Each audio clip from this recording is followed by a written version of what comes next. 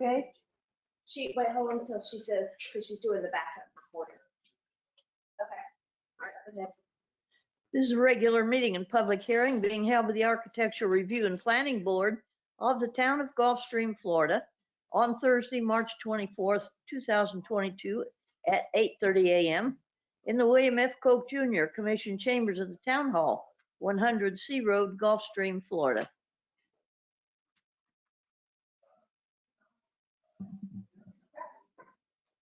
I'll let Mr. Smith.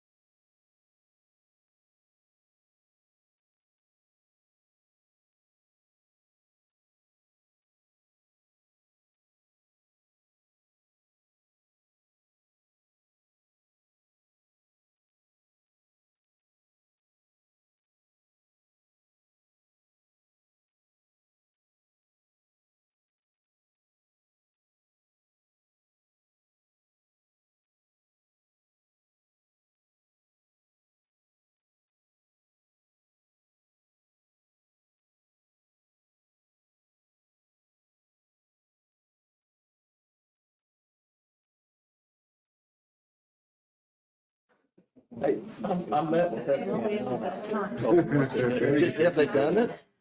They haven't done it yet? Okay. Oh, okay. Let's put it this way. Just in the South African walking through the building. No, thanks. So that'd be great. Uh,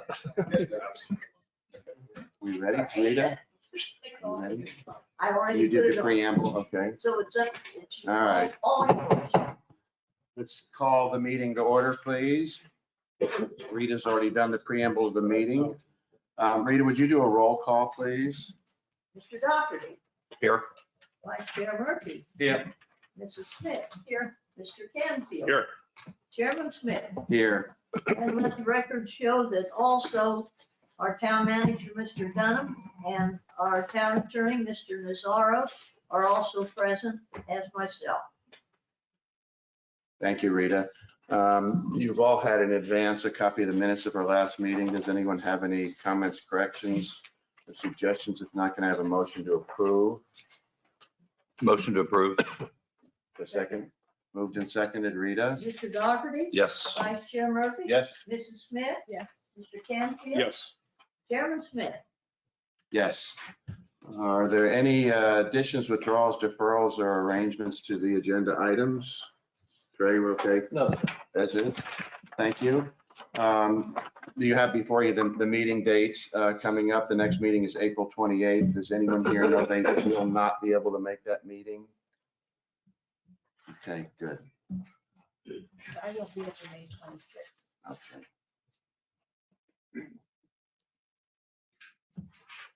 Thank you. Now we can open the public portion of the hearing. Does anyone have any declaration of ex parte communication? I can say that I have met with the town manager to go over the agenda items. If not, we can start right in with the first application. The presentation is going to be by Tom Murphy for Hunter Smith. Good morning, Tom. Good morning, Mr. Chairman. Oh, yes, I'm sorry. I'm sorry. Administrative oaths, I missed it. Anyone that's going to speak or thinks they're going to speak, please stand. Raise your right hand. You swear to tell the truth, whole truth, and nothing but the truth, so help you God. I do. And if you will, please make sure that Renee has your name before you leave the meeting. May I proceed, Mr. Chairman? Yes, thank you, Tom. Good morning, Mr. Chairman, members of the ARPB, Mr. Dunham, Trey, good morning. Good morning, Rita. Good morning. We're before you this, morning. You okay? We come before you this morning on an application for a variance on behalf of Hunter Smith, who is the owner of 1919 North Ocean Boulevard, which is that stunning estate immediately south of the golf club. Hunter Smith and her late husband Carl purchased this residence in 1996. It's a modest residence in terms of the improvement on the lot, which is on the ocean and borders the 18th hole of the golf club. It is a vast and beautiful expanse of lawn to the east of the main residence, unobstructed.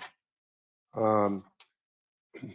Marsh will demonstrate the improvements that my client wishes to erect, which are by any measure unobtrusive, modest, in keeping with the residence and the overall scheme of this estate. The applicant proposes retaining an existing 6-foot fence that is the north border of this residence between it and the south border of the Gulfstream Golf Club property. This 6-foot fence has been there, as far as the town knows, before the purchase of this property in '96. I might add also, and you will see a depiction of this on the slides that will be presented by Mark, that there is a gazebo that is at the extreme east end of the north boundary fence. And there is a partial fence that extends north to south, but not all the way along the seawall. There is also an entrance to the beach and a gate. So the applicant is first asking for you to recognize and approve the existing fence, a non-conforming use that has been there for decades. Secondly, the applicant wants to extend the existing fence, which already predates the purchase of this house, along the top of her seawall, not to exceed 5 feet. You will see by the pictures that Mr. Marsh will show you that when the fence is erected, painted black, sitting on top of that seawall, in front of the extensive sea grapes that are a part of the beach, and when you see too the addition of a low hedge in front of the seawall, for those who are looking east and only those who are occupying the residence, you won't even notice the fence. So at this point, I might add parenthetically that the improvements we seek are not at all intrusive in any way with respect to adjacent owners. For example, the golf club will not have any sight of the seawall fence. And Mr. and Mrs. Orthwine, who live to the south of Mrs. Smith's residence, will not see the other application, which is to erect a fence not to exceed 5 feet adjoining a wooden fence pre-existing and owned by James Orthwine going east to the seawall. That fence is enclosed within large sea grape plantings that have been there for decades. You'll see better by the pictures that you're going to be presented with than my verbal description. But in short, the north fence and the south fence will not be seen by anybody. We've had instances that have come before the town through the ARPB and the commission involving sightlines and obstructions for the neighbors. We don't have this at all. So the Orthwines to the south and the golf club to the north, their views will be the same as they were before these fences, one already in place and one to be constructed, are constructed. Why does Mrs. Smith want to do this? One reason only, and that's security. Mrs. Smith is an elderly lady. She is a widow. When she comes to Florida for part of the year, she's accompanied by one staff, and they are alone. While Mrs. Smith has security, this property is wide open to the golf club. I estimate there are about 700 yards north of Mrs. Smith's boundary to the north boundary of the golf club. And you'll see this by the picture Mr. Marsh will show you, so that the entire golf course, one can enter along A1A or from the beach. And so this fencing plus security in the way of robust security system within the house and the perimeter will protect Mrs. Smith when she's here visiting the town that she's been a part of since 1996. This application with respect to the ordinances seems not to violate any particular part of the code except one, with which you're familiar. And that is the fence along the seawall will necessarily be in that area, which is east of the 1978 coastal construction control lines. That cannot be helped. Are there any questions? No, is Mark, are you going to do a presentation first? We may come back to you. Yeah, I have a Tom. question. How many feet east is it of this CCL line? Will the fence be? Sorry, for the record, Mark Marsh, architect.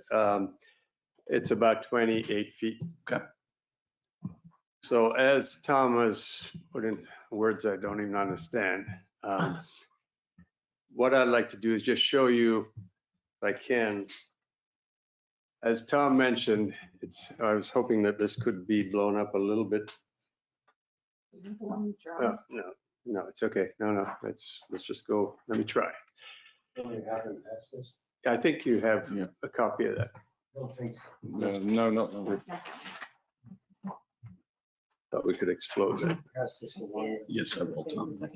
Okay. This property, which we did the house for the Smiths in the late 90s, is a very unique lot. As Tom said, it's bordered on the north by the golf course. And it's really a tranquil, very pristine property of natural character, oceanfront character. What I'd like to do is, if I can. These are some of the images I think hopefully are in your package. You could see in the top left, yeah, thank you very much. This is the area that we're discussing. This is the seawall, which is that structure you see on the bottom right-hand side. And you can see the continuous lawn area from the house to the seawall. Approximately where that coconut is in the middle there is where the coastal control line would be.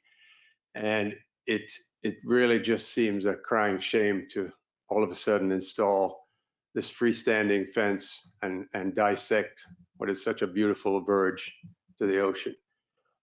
You can see that's looking to the north. The top right is looking to the southeast. And the bottom left is the gazebo and fence, which exists today at the north end of the existing bulkhead. Okay. You can move ahead. Sorry.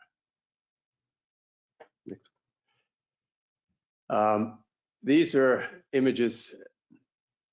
Sorry, just go to the left a little. Sorry, these shouldn't be that hard. Okay, that's fine. The top left is standing on the dune line looking back. It's very difficult to see. Below it is a close-up of that gazebo and existing white picket fence. While I was taking these photographs, I realized I had an interesting problem. I could not be able to hold a tape and take a photograph all at once. So I searched around and I found some help to hold the tape. And interesting enough, she's exactly 5 feet, which is the height of the fence that we're proposing. So it would give you a good scale image.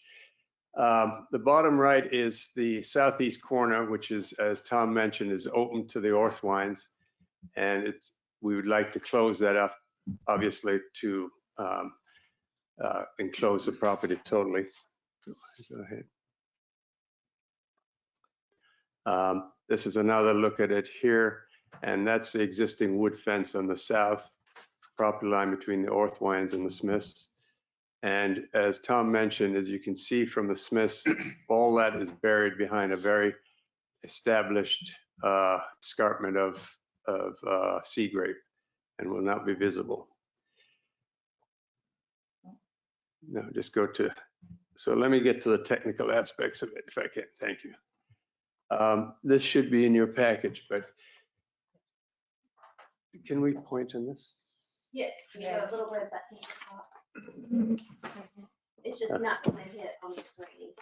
Oh. All right. You can walk over there. Maybe I could. Sorry, we're going backwards here.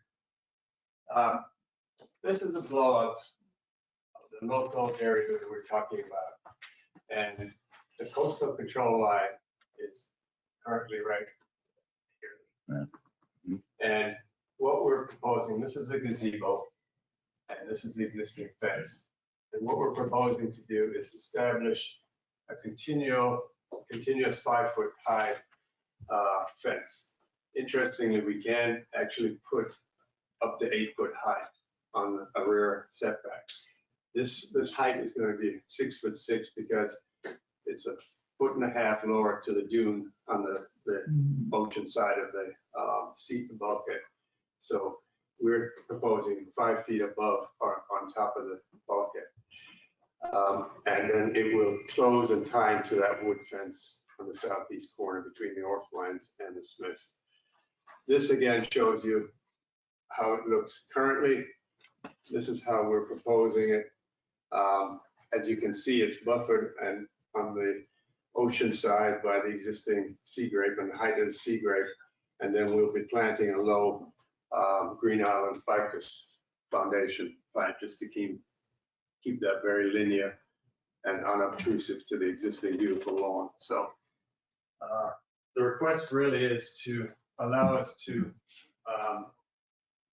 seek a variance to establish this new protection and fence for the property. With that, we'll answer any questions. Sure. There are items that are named in the special exception setbacks, and unfortunately, it's patios, decks, dunes, crossovers, beach steps, but unfortunately, it doesn't mention fences. So that's why we're having this meeting. So it really does require, and when it's presented before the ARPB and then eventually the town, the applicant technically has to work or explain to us. There's 8 points that are discussed in the recommendations for variance, and we should at least discuss those today and see how they meet. And I don't know, Tim, have you had a chance? Do you know about the 8 points? And okay, would you rejoin and discuss?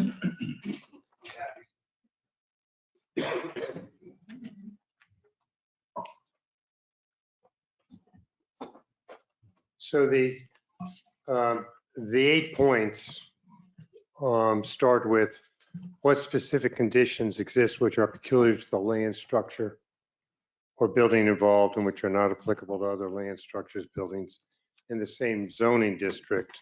As I said before, the applicant lived at this residence with her deceased husband and then alone for 26 years.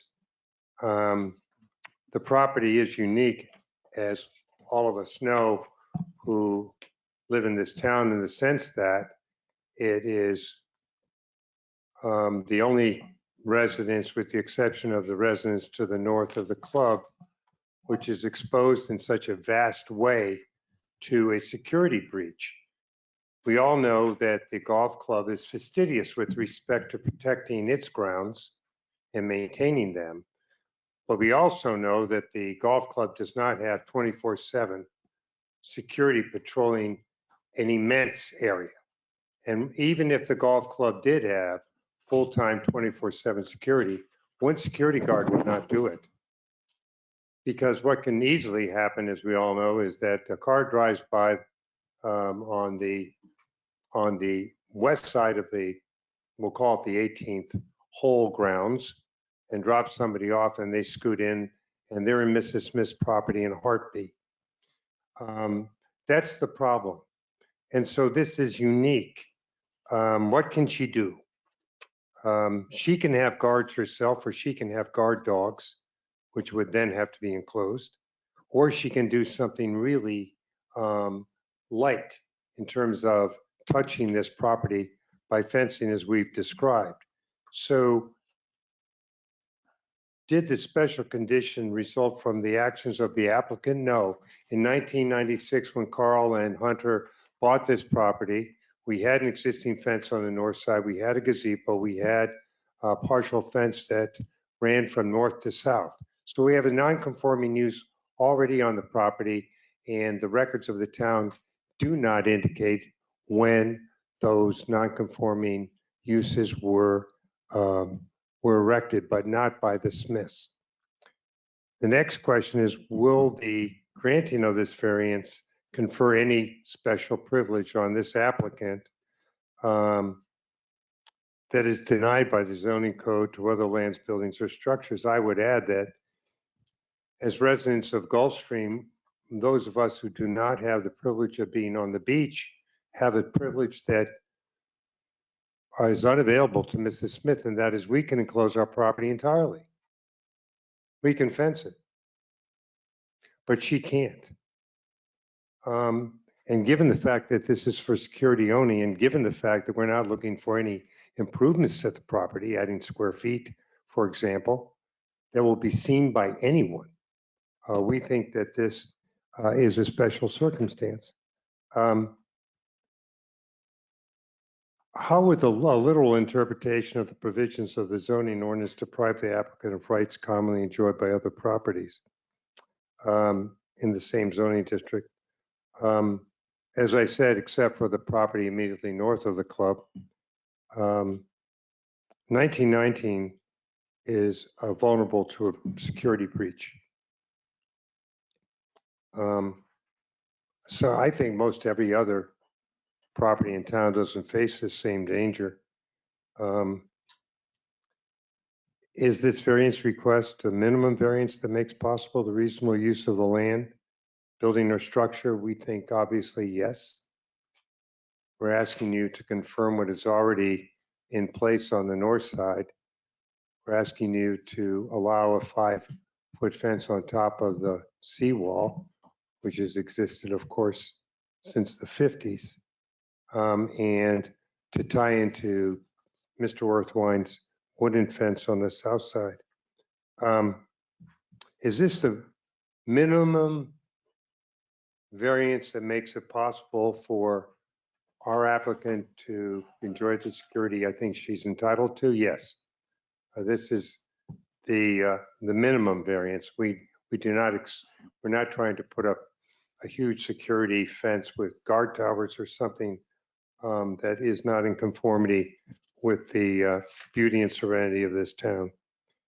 Will the granting of the variance permit any prohibited use to be established or reestablished?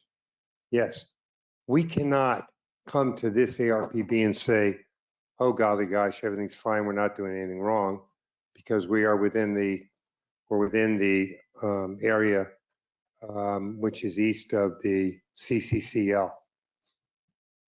We have to be in order to put that fence up along the seawall. Is this variance consistent with the goals, policies, and objectives of the future land use map and adopted comprehensive plan? I think so. The chairman already noted that there are uses that are permitted within the restricted area east of the coastal construction control line, including egress and ingress to the beach, gates, steps. What is not permitted is fencing. Will the variance be in harmony with the general intent and purpose of the zoning ordinance and not be injurious to the area involved or otherwise detrimental to public welfare? We think it enhances the security of this resident, and we know that this does not. Well, we know for sure that if this is granted, no other resident of Gulfstream or members of the golf club will ever see it. It's a harmonious addition to this property in every way. And interestingly enough, the only persons who are adversely affected by this improvement to the serene view that Mrs. Smith and her children and guests enjoy is her and her children and her guests, because no other person in Gulfstream will ever know. Thank you. Just for some clarification, so on the south side, you're going to tie into Mr. Orthwine's wall with the 5-foot fence, or you're going to run 7 feet out? It's 5 feet. From where he is 5 feet, then 5 feet all along the east. Will you be taking out the current white wall fencing on the north side? Yes. Okay, so it'll all be By the gazebo? by the gazebo. Yeah, it'll be. And the steps down, okay. And the gazebo's on which property? The gazebo's on the northeast corner of the Smith property, Smith right by property, the golf club. Isn't it? Okay, yeah. Nice. I know. And there will be landscaping on the west side of the fence, correct? Yes, sir. A foot or 2 feet high. Yes, to soften. Would they intend for it to grow as high as the height of the, do you know? No, there'll always be exposed fencing of some sort, 2 or 3 feet. Yes, to take one's eyes to the landscaping as opposed to the fence. Does that sea grape grow up? It could grow up all the way to the fence height or higher. So it gets cut manually regularly. once a year, regularly? Okay. I think if it gets out of control, you're in Correct. trouble. Big trouble, yeah. It's required to be, Yeah. if you're gonna trim it, you need to keep doing it, Right, or you lose that control. right, yeah, no, right. Well, as a board, we have, and they're mentioned in our notes, we have a variety of options here with the application. Does anybody have any questions or comments or thoughts? yeah. Malcolm? So the thrust is a security-based application. That's all. Right. Because aesthetically, she What's wouldn't the do this. incidence- Yeah, sorry, Tom. What's the incidence in the last 26 years of any security issues? I know you mentioned there are obviously other security issues in the ground or the home, because it seems that this 6-foot fence to the north, has it been effective? Because if you're going to change that with the existing fence, you're actually taking it down a foot. And I thought the purpose of a fence is to stop people. Well, the reason- It's actually going to be lower than the existing fence. Yeah. Because it's 6 feet at the We're moment. gonna have nasty little spikes on the top. Yeah, but it's still going to be a foot lower than the Yeah, 6 but feet. again, we're trying to reach a reasonable barrier without Mhm. creating a compound. But the thrust is Yeah. security. Yeah, but it's a deterrent so that you don't, Less of it's 5 foot is less of a deterrent than 6 feet.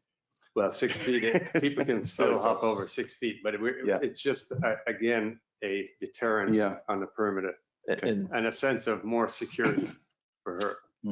I understand the sense of security, absolutely. Old timers at the golf club will remember that Mr. and Mrs. Smith loved their friends coming by on the golf course as they approached the 18 Right. tee and say hello. They welcomed that. And so there was not a security problem as we have today. Sadly, in our society, and I don't want to go into all the statistics, Mhm. increasing crime and what have you, they've been lucky. They've been lucky so far. But the modesty of the fence height is just in keeping with the unobtrusive nature of this town, and not to do anything whereby other than the Smiths, Mrs. Smith, anyone will see it. and I just want to remind you that the fence is 5 feet from the top of the seawall, but on the beach side of that seawall, there's another 1.5 feet. So if somebody's going to try to jump over it, it's actually 6.5 feet as Yeah, it opposed was to. actually the to the north, the fact that the chain link was being Right. removed. That was my question. Yeah. Really. This wasn't about what you were proposing. Yeah. Yeah, it was the fact that the chain link was going to be removed and reduced by a foot. No, the chain link on the It's north. staying. Is that staying? Staying. Oh, sorry, I misunderstood. I thought when you said you're following it all, sorry. And it runs right to the corner now to the northeast. Currently exists Okay. at the Okay. corner of the, Yeah, Okay. sorry, my understanding was that the chain link was coming out. Sorry. Okay. Anybody I else? have a question. I understand that you also have to obtain approval from DP. yes. Okay. DEP has no problem with installing a fence. You have to do it on the bulkhead. You can't do it on the ocean side. It has to be on the bulkhead. And they encourage it because it's a stable structure, pre-existing. But you have gotten the DEP permit, right? We haven't got it yet because Okay. we're not allowed to do Okay, it. gotcha. Understand. All right. I'm trying to be good. Any other comments by city manager, staff? Okay, so we need to make a decision. While Tom, I don't believe you necessarily meet all of the 8 provisions. I think you meet a majority of the items. You could be requesting something higher. My only concern is the precedent we're setting for other people on the beach, and we're likely to face that again here.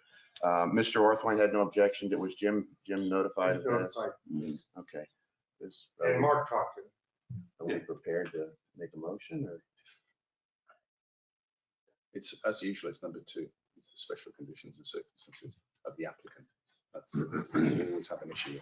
Tom, to your point with the precedent, are we going to start seeing one of these every month now as we go down the beach? I think, yeah. Go ahead, Tom. Yeah, please, please. Um, I'm troubled by the restrictions on the beach with respect to this issue. I'm particularly troubled by this idea that the beach residents have the right to a view through another person's property, which is not the law at all. And I talked to Skip Randolph about this. That is not the law. The law is contrary to that. So the restrictions on the beach owners are really not restrictions so much as protections for each other. Looking left and looking right, and what can you see and what can you not see.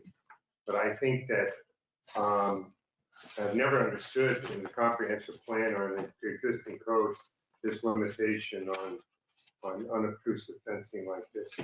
And I didn't do the revisions to the code back when, but you allow improvements, for example, within that area of the coastal construction control line, but not a modest fence on top of the seawall. It seems inconsistent with the other allowed uses.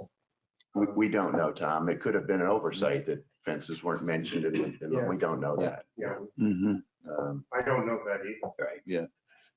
Because I know you Anyway, mentioned, we're not trying to kill the lily here, Mr. Chairman. This is really the only thing we can do to make it secure all the way around.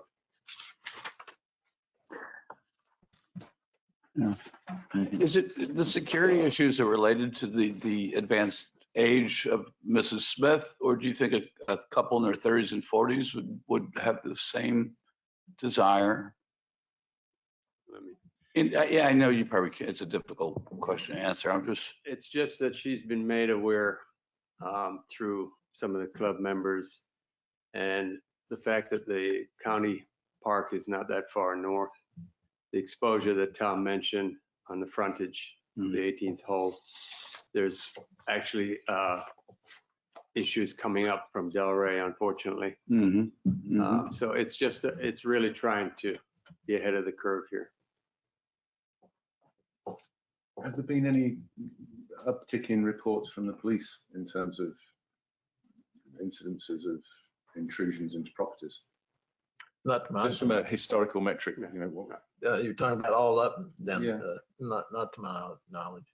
I don't know if they're reported, Malcolm, but the golf club, there's a wide space there of potential parking. I know. And it's very common on weekends. In fact, every weekend where people park along there and either walk across the fairway to take photographs or to go to the beach. So, yeah, there certainly is. And there's an increased activity there. Tom would know that. Yeah, they're picnicking, by the way. They're picnicking along the west side of the beachfront. Homeowners on the weekends, they're just, and I'm not speaking for or against that, but they're trespassing, and they're on their bikes or they're walking, and they're just munching on a sandwich or having a drink. And they are really intruding on the golf course property on both east and west side. We know that. We see it all weekend. So there is increased activity. Right. My concern is the security argument is one that can be used for every person that lives on the beach as we move forward from here. So understanding what that security risk actually is versus what their preference is. So Can I just, sorry if I could, to that, remember that we are allowed to put a fence where the old coastal control line is.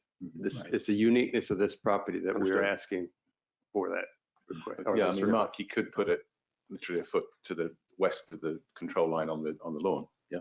Right through the middle. Yeah. Right through the middle of the lawn. which would ruin the whole. Of course it would. No. Yeah. This property is unique in the sense that it's probably the least intense in terms of improvement to lot size.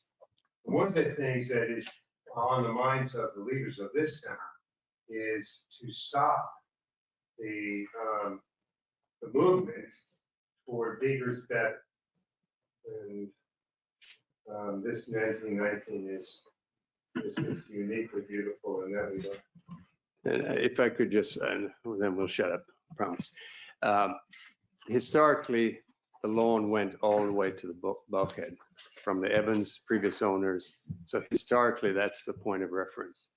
It's not that we're just being, so that's all we're trying to maintain, is that we just do not want to interrupt that lawn because of the serenity of it. And Mr. Chairman, I just will say one more thing, that in the right of way out there on A1A, need to remember that's a DOT right of way. And the DOT does not prohibit parking Right. in that right of way. Oh, that's a good point. We ready to make a decision? We have a variety of decisions we can make. Yeah. I mean, going back to point 2 about the decision of the applicant, from what the conversation we've just had, if there is this increased potential, which is different to time before, then this is a situation which the owner isn't responsible for more people coming to park and take pictures and things. She's addressing a perceived threat from security threat from that. That would be the only justification that I can see, but it isn't her choice. One other point, not to overdo this, but I think that those who are beachfront owners who are south of Mrs. Smith have greater security because of their neighbor to the north and south. Very good point. Yeah. In fact, there's 700 yards approximately, or it's 18 plus all the way north of the club, it's wide open. Make a motion. Well, I'm actually, I'm moving towards. I'm positively ready to make a motion to grant this application in full. So I'll make that motion. I'd like to make a motion to recommend approval of the variance from the provision in section 70-74 and 70-187-7 to allow the installation of approximately 250 feet of 5-foot high black aluminum picket perimeter fencing on top of the existing seawall, which is east of the coastal construction control line. Just before I'd like to second it, can I just ask for a point of clarification? Does this have to go to the town? Yeah, Yes, okay, that's fine. yes. It's just the word, as in we're making a recommendation. That's correct. Yeah, okay. I'd like to second that. Read, it's been moved and seconded. Mr. Dockerty? Yes. Vice Chair Murphy? Yes. Mrs. Smith? Yes. Mr. Canfield? Yes. Chairman Smith? Yes. Thank you. Thank you. Thank you very much. I'm going to stick around for a couple more.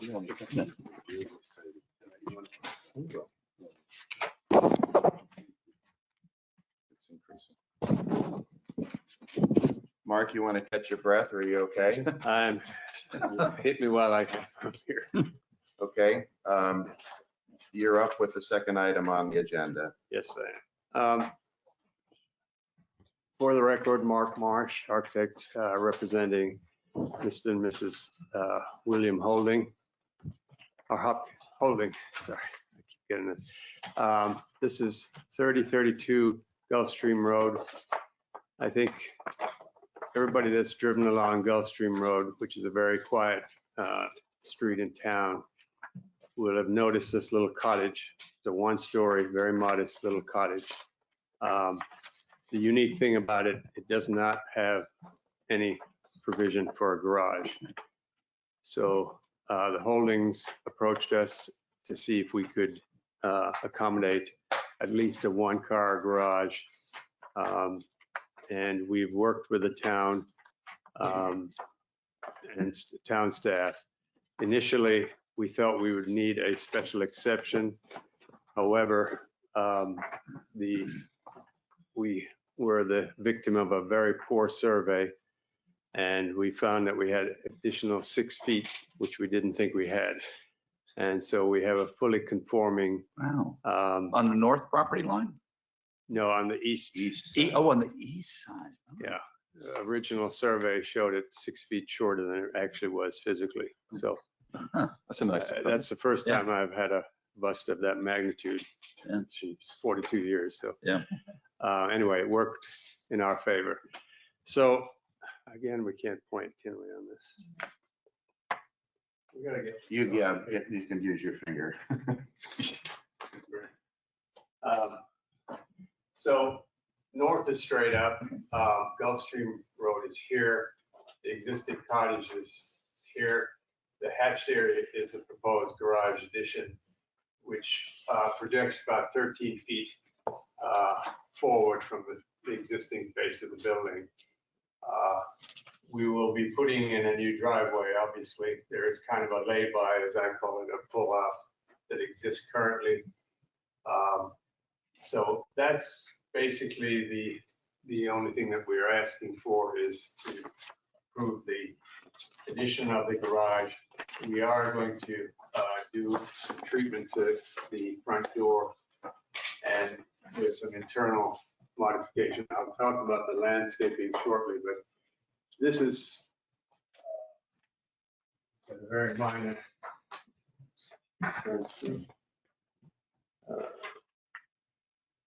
Just go. Yeah. So this is a floor plan.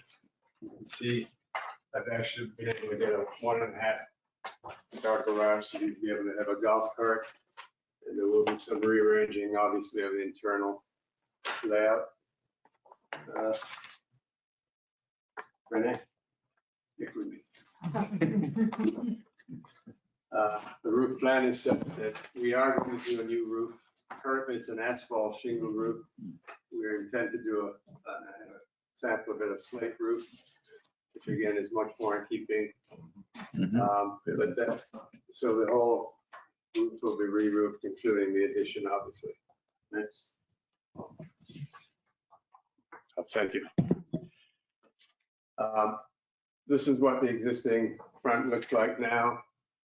This is what we're proposing, the new garage, a new over door over the entry of the main door, and a new slate tile roof. The rear, we are planning just to change out, and instead of a French door, to have bifolding sliding doors to open, have a more indoor-outdoor connection. Let's speed it up. This would be, that's the existing north face, and this is the new garage extension. It gets delayed. You gotta give me a second. I'm trying to, I know there's a number of people here.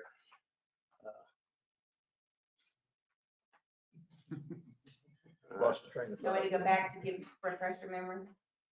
No, just keep going. Okay. There we go. So here we have what we're presenting, and it's quite a transformation.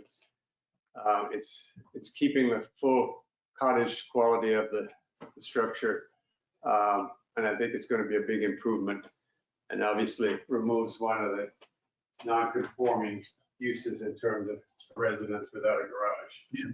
So let me just finish with the landscaping if I could, since I'm on the road. Mark, can I ask a quick question? Sure. Your plans show a complete redo of the rear pool area deck, but the application doesn't. I'm discussing that now, yes. Okay, Then I don't have any. You don't have any? but. Okay. It's in the package. But it's, If I can just, it's very simple, if I could. It's in your package, I'm sure. but okay, under proposed improvements, it doesn't mention anything about backyard improvements, pool deck. Just, I want to make sure the motion is written correctly to include that. You see? No mention of the pool or anything. All right, so Bob, if I could, sorry. Can I- No, I'm go sorry ahead. for interrupting. No, go ahead. Yeah, the landscape improvements are quite minimal. We're removing an existing ficus perimeter hedge and installing a matching clusia hedge. The driveway, as I mentioned, there's really nothing much impact to the existing landscaping in the front. And the rear, the intent is to take out a free-form kidney pool and put in a rectilinear pool. Along with that, there's a small gazebo or trellis structure and basically some additional foundation planting. So it's really just refreshing the area. So I'll answer any questions. So Mark, the pool at the moment, obviously the proposal is rectilinear. Yes. But the existing one is Just an oval, a kind of kidney shape.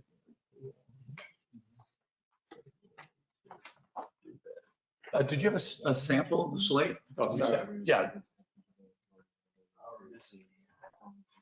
I won't bet. okay, yeah. So that's, yeah, from And what the will- the granite state of Vermont. Vermont, yeah. And the house color and It's going to stay the same. It's a kind of white with, a light gray Yeah. with a trim is kind of a distant gray white. You mentioned something about the garage, your special attention. I mean, it's going to be a prominent view from the street. You're Right, so that's why if you saw it, you could see it in the rendering. It's not just going to be a solid door, it will Good. have a line of transom windows across the top. Is this a John Volk original? No. But in the neighborhood, no? No, No, not that okay. I've seen on any Okay. record. so you encroached on the actual house for the garage. You're going out 12 or 13 feet, but you went into the house 5 or Correct. 6 feet. Yeah, we excavated as well. And all, the pool and the spa, they're all within the setbacks. I'm just looking here because it. Yeah. Yes. Any questions or comments? No, I think it's I think it very, looks very nice. terrific. So, Yeah, we really think it's it's a a neighbor tremendous. of mine, so improvement. I'm very happy with what you're proposing. It'll be a single garage, single lift, not a split lift. I mean, the garage door is not two doors, it's No, it's one just one single door. door. Okay. Well, I'd like to make a motion to approve a level 2 architectural site plan review to permit the addition of a new single-car garage and driveway to an existing residence, a 15 square foot foyer of the front door, and the replacement of the asphalt shingle roof with the slate tile roof. Should And- we not include all the changes?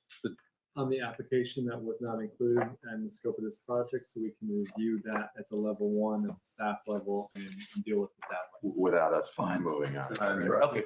And the fact of the landscaping, we just say the normal, do we just say the normal thing that any minor modification? Because that's not part of the scope of the project. This is really just the garage and the front Yeah, we just improvements. handle that as a level. As a level one. And the owners have fabulous taste in landscaping, so they do.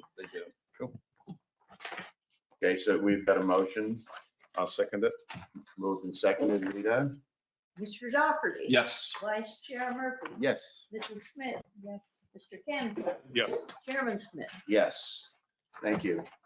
Looks great. Thanks. Wonderful. Okay, last show. All right, Mark, you're up now for the Brown residence.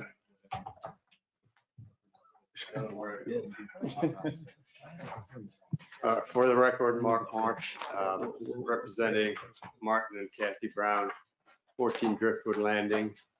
As you know, the Brown family has been well established in this area for many, many years. And this is quite a unique neighborhood.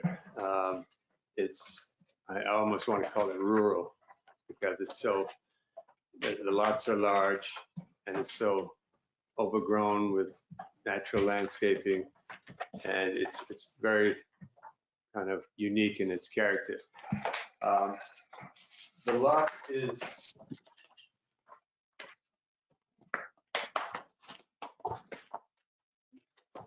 currently the lot is a vacant lot, and it's on the Driftwood Landing is the main road going east-west. There's a cul-de-sac which goes off to the north. The two other houses are currently in existence. As I said, this is currently a vacant lot. And the Browns have had this for many, many years. And they're finally wanting to do something to really kind of reinforce the heritage that they have to the property and the surrounding area. The uniqueness in terms of the layout is the fact that even with this cul-de-sac, the front is on the west side here. So we have this 30-foot required setback. The kind of penalizing element is the radius that has to continue on this arc with the cul-de-sac. And hence, you'll see the form of the house is taking this kind of stepping back on that northwest quadrant. This approximately, the house is a little over 6,000 square feet. It's predominantly a single story with a 2-story area on the extreme north. The character, again, you'll see, and then Corey Maya, who is here with Mario Navarra Williams, landscape architects, will explain the landscaping. You can note that there's no real access to drive. The Browns by nature like to walk. They just meander from property to property. It's really a wonderful, refreshing approach. So there's no, even though the entry is here, you'd have a pull off here, but they didn't want to disturb the natural kind of beauty of the property and the whole area. One of the impacts is obviously we have to raise this almost 4 feet to meet the current FEMA criteria. I'll leave the hardscape elements to Corey to go over. So we meet all the setbacks and all the requirements. You might as well keep it here. So, this is a basic floor plan. We're reoriented now. North is to the left. This is the front entry. It's quite a simple plan because you'll see by the nature of the architectural style, it wants to be very balanced. You come into a main great room. One side, on the southeast side, you'd have the master suite. In the front, you have 2 guest bedrooms. And then this is the heart of the house, which is a big, very large kitchen. And then family dining, family room, opening onto a covered loggia, and then onto the pool area. The rear, the garage, you have a laundry room, there's a cabana. And then if you go to the next one, please. The second floor accommodates a bedroom, working office bedroom, and an exercise room above the garage. Note, as you'll see, these are dormers, which are part of the architectural style, which I'll show you shortly. The roof is going to be it's going to be a clay tile similar to this color here. Flat. Thank you. So obviously this is a Cape Dutch style home, and we want to keep it as authentic as possible. Again, as I mentioned, the balance, symmetry, the introductions of the dormers, a very steep roof pitch, which again gives the ability to get the dormers into that main great room area. The fenestration is very traditional, muttons. In terms of coloration, this is going to be, again, a distant or dove white, which is actually the whitest white you can find. And then with that kind of burnt, I don't want to say orange roof, it'll create a very nice contrast. The wood elements, which will be cypress, will all be stained natural in a brown tone. These 2 projected bay windows will have a copper seam roof, and again, they're just little elements that are meant to really create a character that again is very traditional in the Cape Dutch style. So this is the rear. That's the rear of the loggia. Again, the dormer elements, the master bedroom, the family room wing, and then the 2-story area over the garage. And then this is the north elevation with the garages, and again, the back of the house. And obviously the pediment, Flemish pediment, is very prominent and a very bold element on the architecture. One more. These are just some inspirational, that's kind of the color of the roof that we're going. One more. Mark, just on that one, the plans say slate gray. Pardon? Am I reading? Yes, no, we've changed. We it. changed all that. Yeah, Okay. sorry. If I'm confused, so it says flat slate Yeah. tile on the plan. No, it's going to It's that be, one. yeah. And not that slate. is, what is that? That's a clay. clay. Clay, correct. And then again, the projected bay windows, again, this is kind of the inspiration, which again is very traditional. One more. And so this is a rendering showing what the architecture will look like. And I don't know what the heck happened here. Sorry. There's some. What is on, yeah. Have killed it. That's not sun panels or whatever. I'm teasing you. I'll ask Corey now to just go over there, because this is a full landscaping review. Yeah, good morning, everybody. Corey Meyer with Confer Williams Design. I'll go up here to the point. So as Mark mentioned, we're trying to keep as much of a garden, open, natural landscape as possible, minimizing hardscape as much as we can, and kind of keep there's a natural feeling now. Unfortunately, we have to lift the site, so a lot of it has to go away in that process, but we want to put it back. So that's the goal of this. Mark mentioned kind of coming in one single driveway off the top right into the garage with a pull-out space. It'll be a stone driveway, and then meandering walkway that goes into a little terrace off the front door. All this, there's some existing royal palms on site. We're planning to keep those and relocate them. So that's what you see kind of flanking all along the property border here.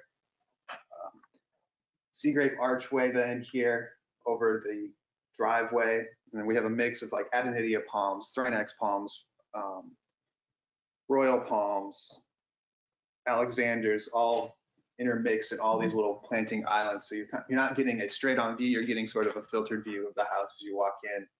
There's elevations later on that'll show that a little better.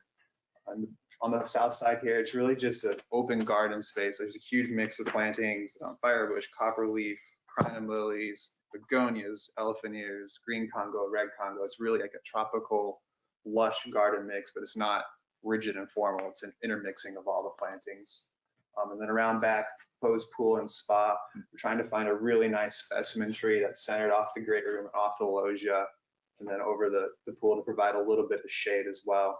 And a little bit of open lawn space here on the north side just to give a little room with a walkway leading back around to the garage. Again, all the buffers really trying to essentially keep what's there. It's heavily screened with a mix of planting. It's not just one solid hedge. We're introducing palm trees and low understory plantings. I'm gonna go to the next. So this is a view of the front. Again, the existing royal palms that we're trying to keep, the sea grape archway in the front.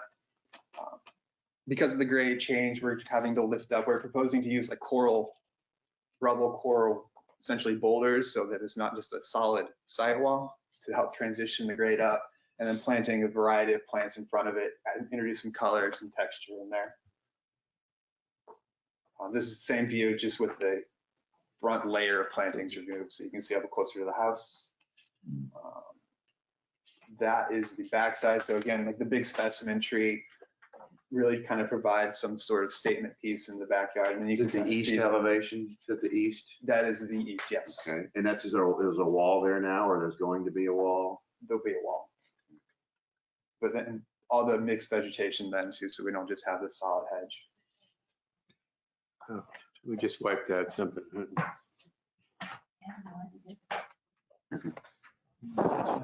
The wall brings up, well, we can talk about that later. I'm sorry. Yeah. Keep going. Yeah. This is just the hardscape plan, black line drawing. So I mean, we kind of went over that in the rendering. The next one's just the planting plan. And you said coral boulders. That's what your plan? Yeah. Yeah. That way it's, yeah, kind of To softer. offset, softer. Yeah, softer. We can plant around them. That way it's just not the straight line. Right, We I saw can that. meander them a little bit.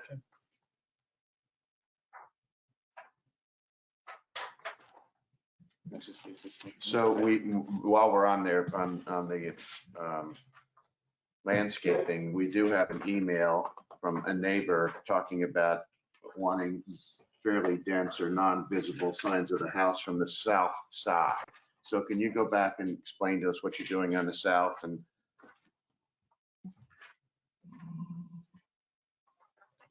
there's probably which one it is.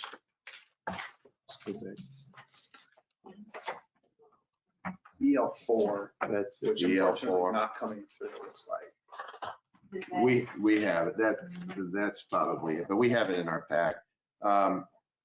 Again, there's a wall there. It looks like maybe a 4 or 5 foot wall. Correct. but that And was- then I agree, there's a lot of visibility of a roof and that architectural feature that's shown there, the end cap on the, probably the living space. Is there a way, we'll have to check, Mark, if the owners would be willing to put more dense vegetation in there to block that view? Is Yeah, that what we- the request was, Greg? I wanna Yes, be sure. yes. So the request is that they, obviously everyone loves what's there and would probably prefer there not be a house, but since there's gonna be a house, they kind of like to have it still look like a jungle. So, we'd like to see if that's a possibility. Yeah, I think we'll study it, but we're not going to be able to replace what's No. existing, obviously. I mean, I'll just read you the 2 sentences. Based on the drawings, it appeared that both the wall and the plantings along the south side of the property would be less than 6 feet tall. If that is the case, we would request an increased number of plantings and a higher wall on the south side, similar to the proposed separation and privacy created on the proposed wall between 14, the address 14 and the Templeton's residence to the east. we'll take it up with the owners, I'm sure. I think we'll want to screen it as much as we can. Higher wall and more screening, I think is what they're Yeah. requesting. That's what they want. Well, we all want something. Okay, so are we ready for questions, presentations? Okay. Were there any other comments from neighbors? Nothing else? No. There, on your very first picture in the packet, it's labeled A1. There's an entry motor court indication there. Mark, can you go all the way back, Renee, to the very first one? All right, go right in front of the front door. No. See, right below your glasses there, it says entry motor court. It's just That's Leftover. Leftover. mistake. Okay, so that's gone. I'll give you. Okay. The wall between the house and the Templetons is going to be how high proposed? Do you know? 5 feet. Yeah. 5 feet. I believe the maximum is 6 feet. Yeah, okay. And my other question was on the north elevation, and there's a picture of that someplace, Renee. It can either be the architectural view, the black and white, doesn't need to be the color one. It would be A4.2.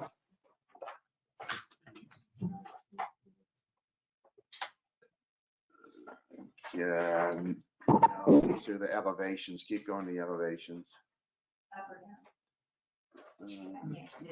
Probably up. Okay, you're getting close. It's the one with the garage facing us. That one right there.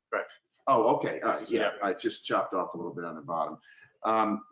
Mark, we normally are opposed to 2-story flat walls, meaning it goes up 2 stories with no break to cut the lower. Now, I granted that the garage doors do help make it look that way, but we're really not generally liking 2-story flat walls. Okay, so is there a thought we could add an architectural element to it that would break that up a little?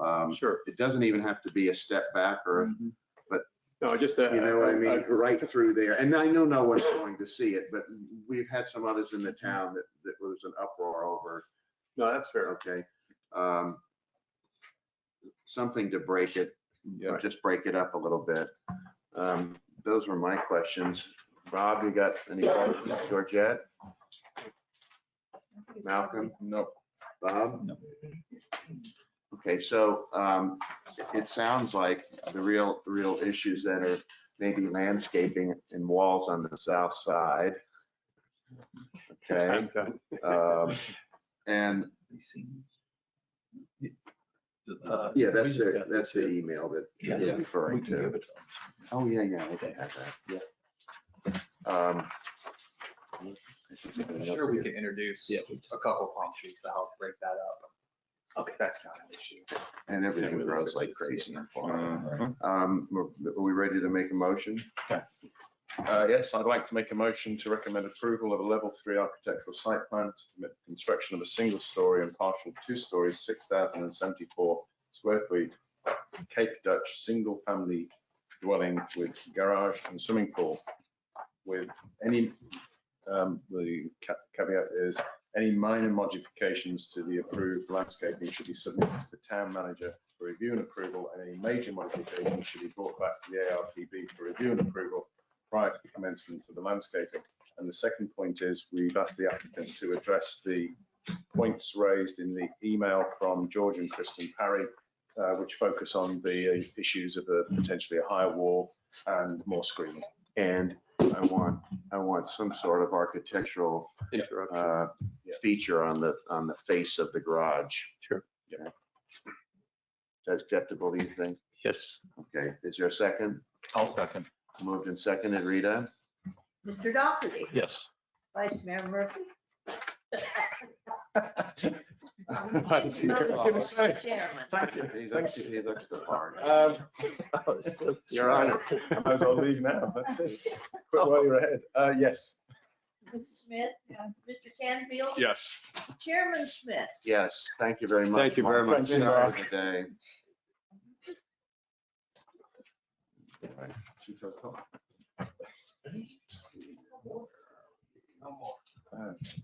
It's 7 minutes. Mark. Everybody needs a break from that?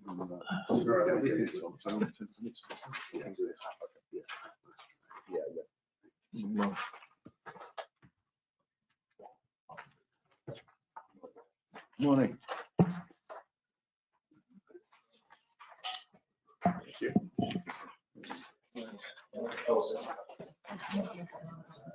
Yeah, I'm looking at that. Yeah, it's good. Yeah. 1, 2, 4. Yeah. Let's see. I got the wrong one.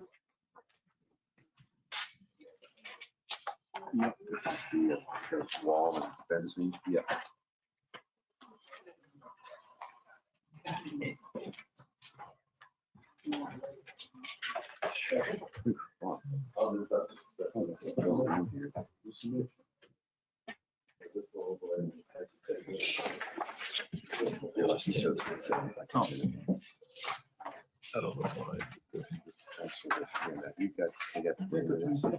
Okay.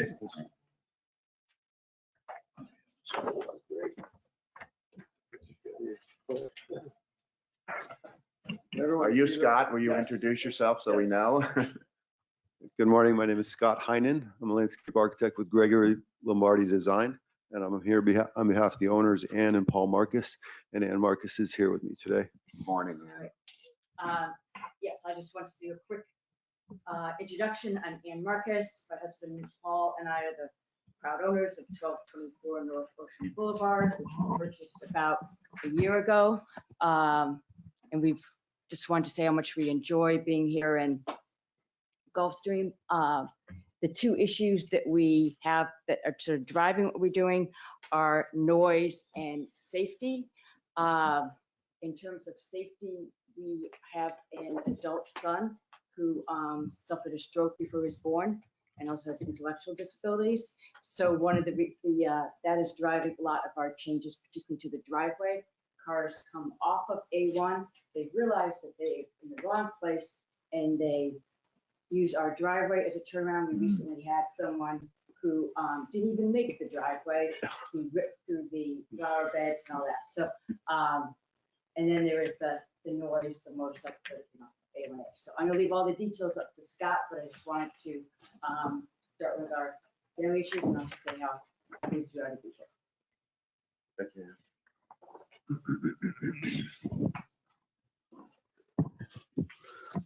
So I handed out the addendum sheets, which contain images of the neighboring properties, the Marcus's house, the A1A frontage, and images of 2 precedent projects on Gulfstream Road. Those are all for reference. And then there's 2 sheets at the beginning with just a minor revision to the elevations, which was basically a change from what we originally proposed on the original package as a precast wall along A1A. But we've since migrated that to a grade beam structural wall on a regular CMU wall. So firstly, the area of most importance is the improvements at the front of the house, which is currently dominated by the cobbled driveway and is not very complimentary of the architecture. And the Marcuses don't find it to be very useful. And there's some privacy and safety issues, as Ann mentioned. So with this focus in mind, we embarked on a planning and design process with them, which created a few options, but really only one solution, which you can see here is the front of the house. And basically the walls that we've added, and basically they're kind of filling in where the cobble circular driveway was. This is where the existing wall ends right now. There's a little bit of an additional column and metal panel. That's the only thing we'll be taking out. That's really the only demo besides replacing the driveway, as you'll see with the proposed design. So this new concept provides just a single guest parking spot while closing in the walls and columns. And the walls and columns will all follow the existing detailing and finishes that have already been created. We're not trying to change colors or change any of the detailing at all. We do have some stepping in the wall in a couple of places because we do have the slope that runs up to A1A, but we're going to maintain the same detail that already exists. We already have kind of some stepping walls there. This is where this is going up to A1A here. There's another one right here, but we're just copying the same detail that already exists right there. And then we have one down here on the west side. So you see by the concept plan, what we've created with closing in the walls is basically a much fuller landscape with lots of annuals, orange birds, trying to keeping the color that we already have existing. And then the focal becomes a decorative and distinctive wooden gate with two of the same columns that we already have, and then these open wall panels, which help to define the architecture right in the front a little bit better. It'll all be concealed with the cassia hedge, just like we already have existing. So there's no real change in that. And then just the addition of 2 steps, because we do have a slope going up to the up across that existing driveway. And it just adds a little bit more interest, and it helps us with the grade change. So the second area of improvement is along A1A, and so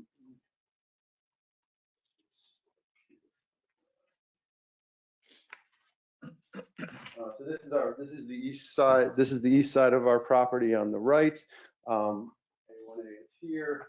We do have the 50-foot North Ocean corridor, and we're proposing an 8-foot high wall, which is set back over 25 feet within our property line and over 43 feet from the road itself, which basically puts it kind of right in the middle of the North Ocean corridor, because that's a 50-foot.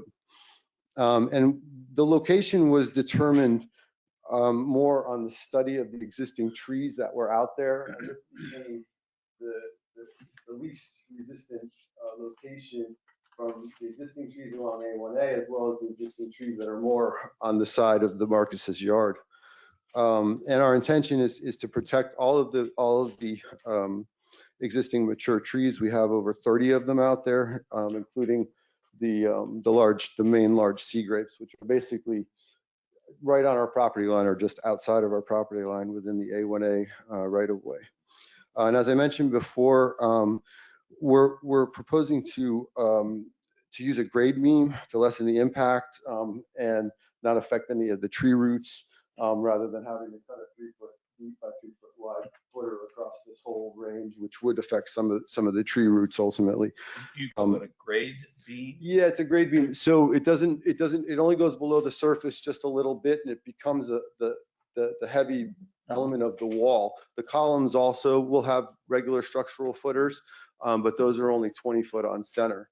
And we located the columns kind of, there's a couple trees in here. We basically locate them to avoid some of the trees that are closer on our side. There's a couple of oak trees. And then if you refer to there is a demo plan on the original set that you have, L01. I just wanted to point out that there is one large invasive seaside mayho, which we would like to remove. That's right here, kind of where you see the bump out for the limit of work past the wall. And we plan to replace that with a sea grape tree to match all of the others. And then we have 3 smaller green buttonwoods and 2 Chinese fan palms up here on the north side and to the south, which basically are, kind of in the way of where we did put the wall. But that was the path of least resistance that we could find.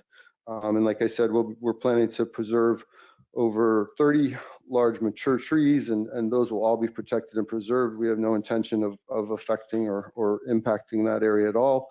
And then we'll be adding 1 gumbo limbo and 1 sea grape in that area to replace the seaside mayho. So that covers the A1A area. And then lastly, the third area of improvement is another wall, which is on the west side of the property. And you can see it's the one back on the southwest side of the garage. And that corner of the property is basically the back of house. That's where we have our generator, pool equipment, and all of that is shielded by hedges and all, but it's probably the least aesthetic view of the house. And we see the wall as not only concealing that side, but also kind of just finishing the yard off. So it does have, and we have no intention, we're basically going to continue the same wall that we already have on the north side. And it'll have the same clusia hedge in front of it to conceal it. And basically, like I said, just finish off off that wall. Off the rest of the property. There's nothing there now. No, there's nothing there now. Yeah, they did add a generator recently, and there's a little bit more clusia hedge there. And the only view you really see is to there is the garage, and then there's the water closet. The opening to the garage will remain. We're not planning any gates or anything like that. And we have the same setback for this new wall from the driveway, which is just about 5 feet, I think. So it'll look symmetrical. It'll also somewhat conceal the FPL transformer, which is right there. So this completes the landscape improvements for the Marcuses, and we assure you it will be an improvement to the neighborhood. And I thank you and conclude. Does the west wall also have plantings around it? Yes, we would have a clusia hedge in front of it, and then a photocarpus hedge on the back side, which is what's basically continuing what they have in the rest of the landscape. Same idea. Mr. Chairman, I have. Yes. Yes, on back to L0.2, under your legend, you do identify some trees that are to be transplanted. Yes. Is that still the plan? Yeah, those are the 3 green buttonwood and the 2 Chinese fan palms. Okay, so but the plan is still to transplant. To relocate. Sorry, did I say remove? Yeah, we're planning to transplant them. Oh, okay. It's the mayho that you're removing. It's the mayho. Yeah, that's the only one. One mayho. Yes. It's 6 feet walls except along A1A, and it's going to go to 8 feet on A1A. Yes, correct. And what is the wall? Is there a wall on your south property line? There is not a wall. I think there is a fence They basically have a really heavy hedgerow of areca palms that separate them from the neighbor right there. There's kind of a partial wall, more towards A1A, towards the east.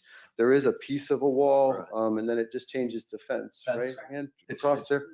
A chain link or with which, yeah, okay. Yeah, it's really not noticeable. That's why I can't even picture it, because it's behind all the areca and everything. As long as it's secure enough. Yep. And I hope they don't. Neighbors are good friends of ours, so we'll Good. be there. We can see your driveway now is conducive to the turnaround. You think the new single space they'll still try to turn around in that, or you're Oh, hoping but if we have the wall, like described, we're not gonna be able to fit in. a big, yeah, I got you. Yes. And that's for the street that will be separated. I would like to add, we also are adding a walkway across the front here.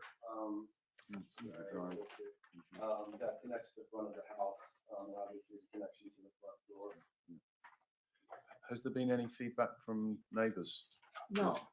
Thanks. Mr. Chairman? Yes. I would like to say that when we first began to review this, I think there was some mention of bringing some fill in.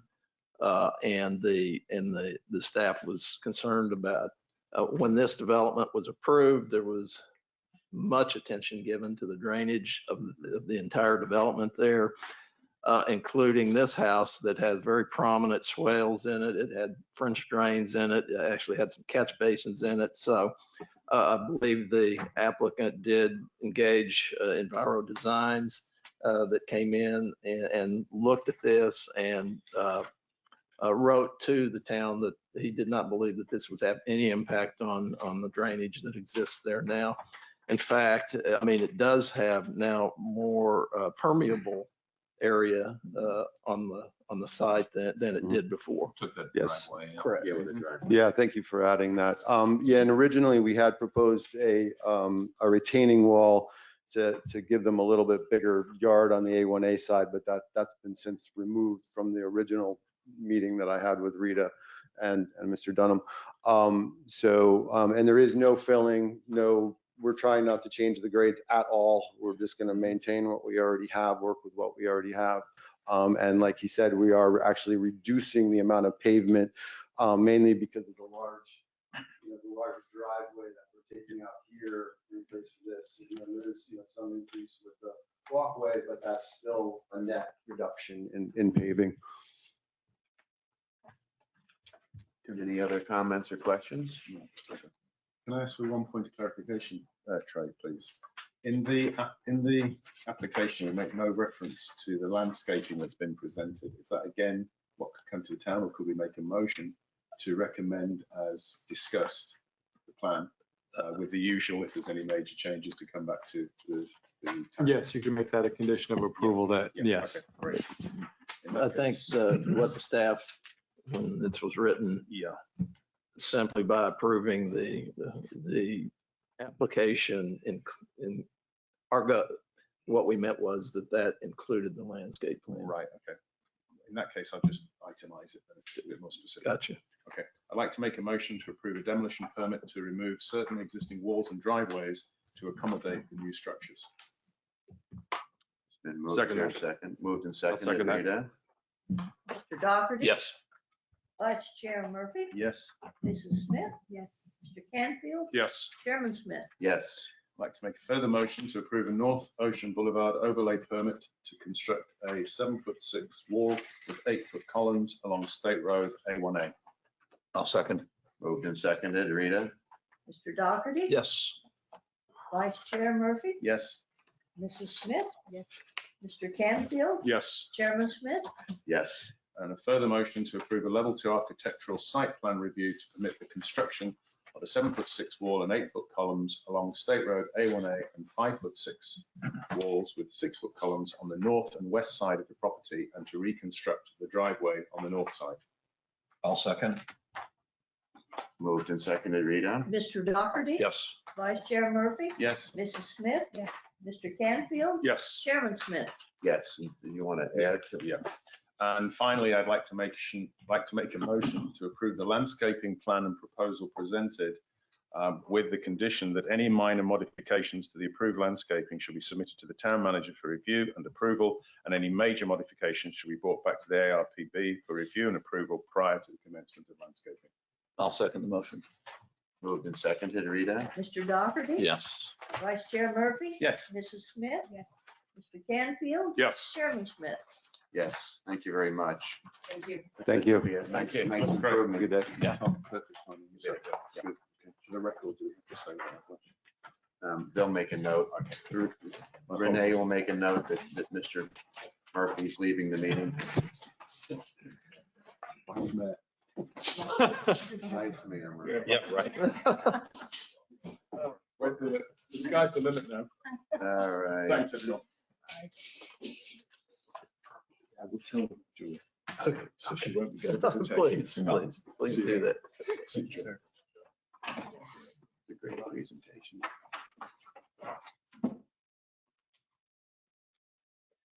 Thank you. Thank you. Thank you. Yeah. So, Cambridge architect. You, Mr. O'Connell? No, I'm sorry. I just want to introduce myself. I'm Steve Strite. My wife and I, Jenny, own the house at 590 Right Way. We love the town. We love the modesty of the architecture, and we're just looking to do a couple small enhancements that we think will enhance what's already a beautiful house in our view. Sorry, architect Patrick O'Connell. Turn it over to him. Thank you. Thank you. Thank you. Yes, good morning, Patrick O'Connell with Patrick Ryan O'Connell Architect. Here to present 590 Right Way, some renovations. So I was really excited when Steve and Jenny brought this project to me, mainly because the house is just so nice to begin with. And, in looking at the exterior, Steve and I both agreed that there were some modifications we could do to just really make it something special. So I'm just going to walk you through the whole thing here, all the proposed renovations we got going on. If you want to start on page, if you don't want to start on page 20, you can see some images of the existing house. So as I was saying earlier, and there's definitely some charm here. There's definitely nice symmetry, and a two-story mass in the middle flanked by the one-story masses on either side. And just in analyzing some of the details and the architecture elements, that there were some things that we could improve on. For instance, in general, we're going to be replacing all the windows and doors with new doors and windows. That'll be we looked at the proportions specifically to the openings and reducing some of the openings on the front. They have these double windows with transoms, which are a little bit awkward since the shutters don't really, they show shutters, but the shutters really couldn't close on those windows as they're shown. The front entry at the door is a little bit flat. So you sort of end up with this sort of two-story wall, and we wanted to break that up a little bit. The railing is a little bit dated and plain, and the brackets at the balcony are undersized and they're not really tectonically correct as they're installed. And the coins on the side, although it is a nice idea, the proportion of the coins is just really not conducive to this two-story mass. There're just too many of them, and they're too small in looking at them. And looking at 21, you can see on the rear we have the columns at the rear patio and terraces that are a little skinny and tall for the size. And you get a various amount of different light patterns at the doors and windows. So we were trying to regularize that and just clean it up. Same thing with the railing. You get a long plain railing that's a little bit not super special. So we were just trying to make it a little bit nicer. That's just an overview of the exterior.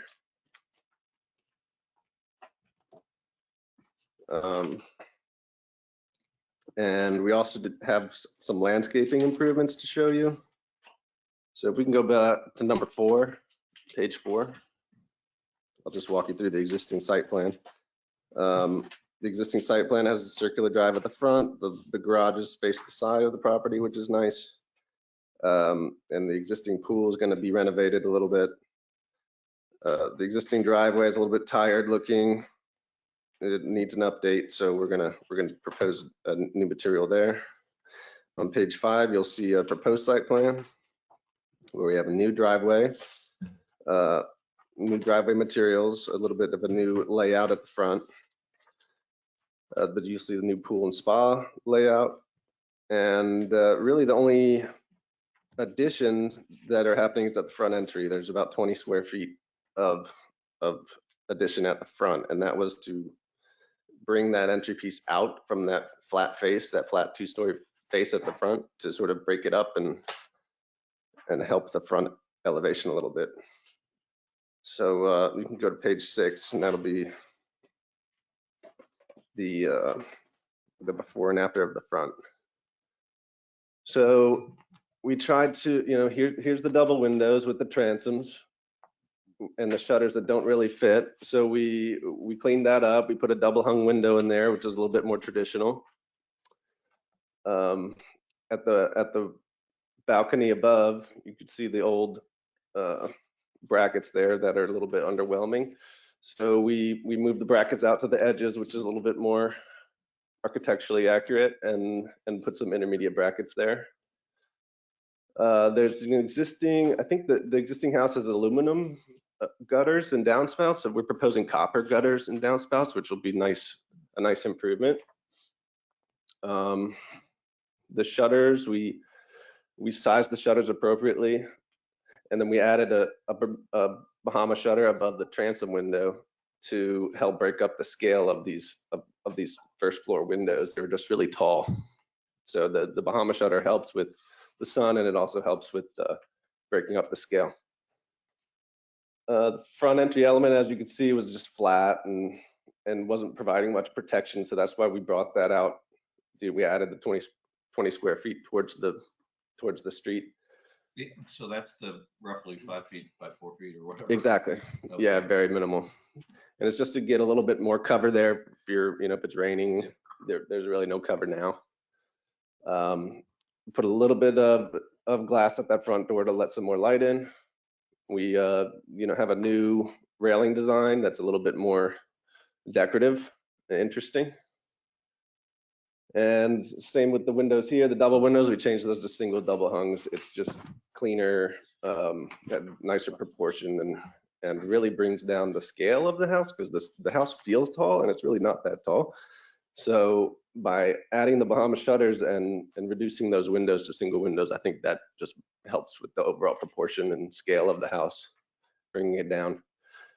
Currently, there's an existing open eave, and it's really minimal. It's a little bit underwhelming as well. So what we're proposing is to close that eave just with a run stucco cornice, which will be a nice change. I'm sorry, where are you talking about?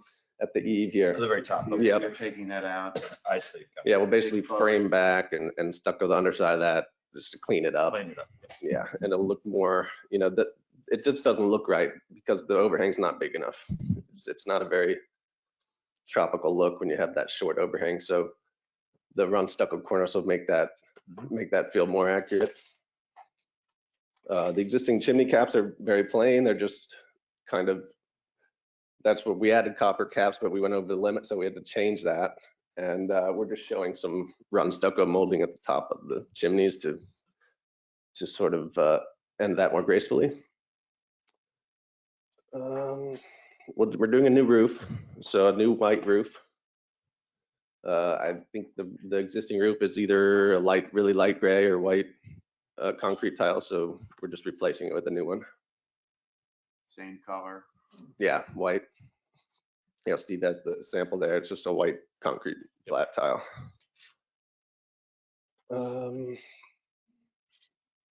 Yeah, so we're pretty happy with how the front turned out. It's just going to be much cleaner, much more in proportion and have a nicer human scale to it.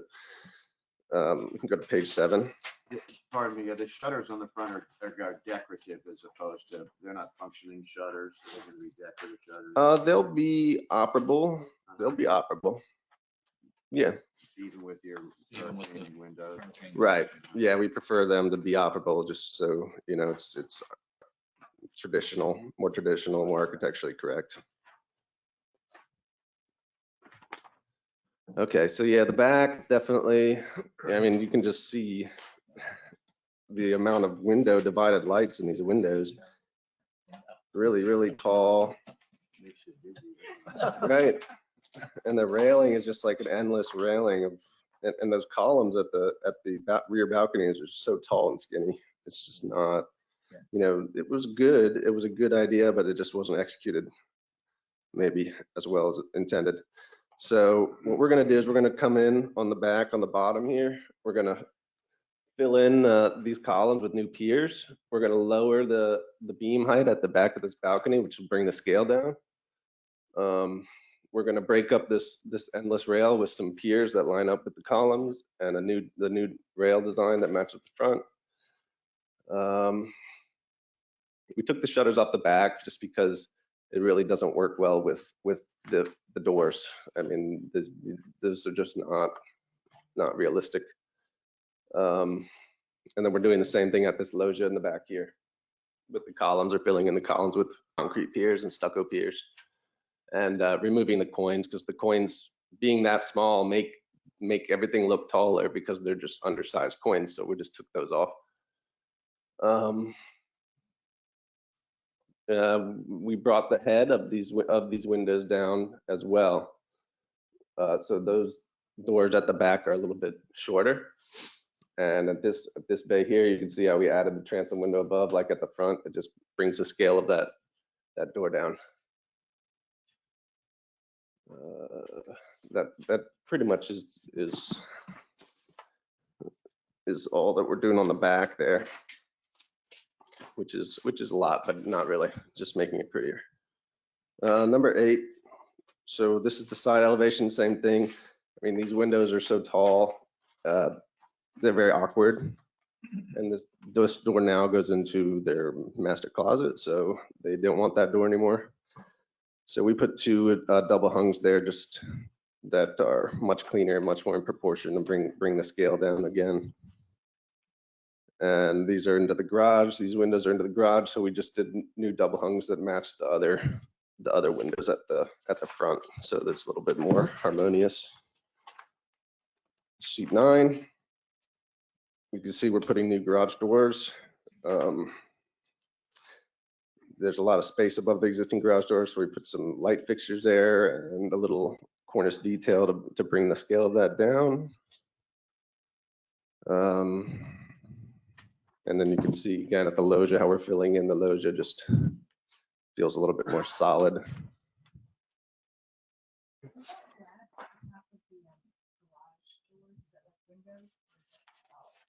Yes, that would be glass. Exactly. 10 and 11 are just the existing plans. So if you look at 10, you can see the front entry. And then if you go to 12, yeah, you'll see that that's just the really minimal addition on the front there to help break up the mass of that front elevation. You can see where we're filling in the columns. Not much else to see there. The roof, not much. New copper gutters and downspouts like we talked about. And then you can go to 16. I can show you the colors. Okay.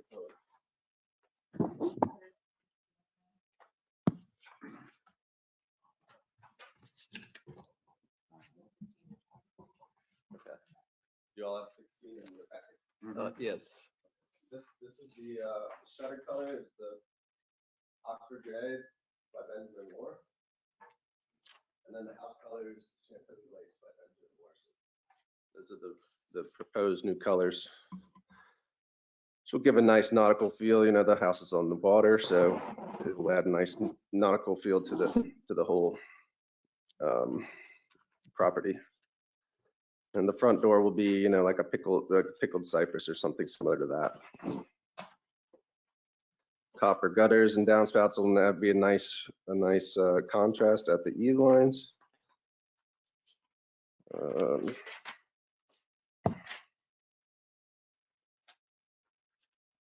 So that pretty much wraps up everything architecturally. I can run you real quick through the landscape on sheet L1.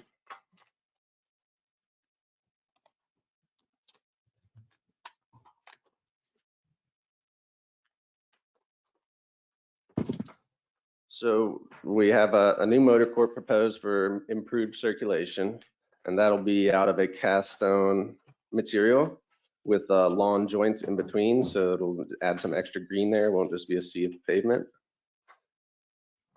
Perimeter vegetation on all sides is remaining, and all the major palms and trees are to remain. There's a small area of artificial turf in the rear for the kids to play in the backyard. The pool will be all new pool surface, all new pool tile, and there'll be an addition of a spa. And before they were sort of an engaged spa at the end, and now we're moving it back towards the covered balcony. And the pool deck will sort of change to accommodate that. And there'll be new foundation plantings basically around the whole house, just to freshen everything up. Some of the foundation plantings aren't doing great, so we'll just do all new foundation plantings, and then new lawn, new grass, and new lawn everywhere. So that pretty much concludes the scope of work, and concludes my presentation, unless you have any questions. We actually decided not to do the artificial turf part. I was gonna ask, so then in your northwest corner, you're gonna use regular grass? Yes, yeah. I'm glad you pointed that out. Thanks. It's a question. I got one question. Who chose to do different window style on the back? Is that just for view purposes for the water? Yes, that's for view purposes, and also just the size of the openings. That's sort of what worked best. We tried a couple options where it was broken up with more panes, and it just wasn't working out well with the proportions. Yeah.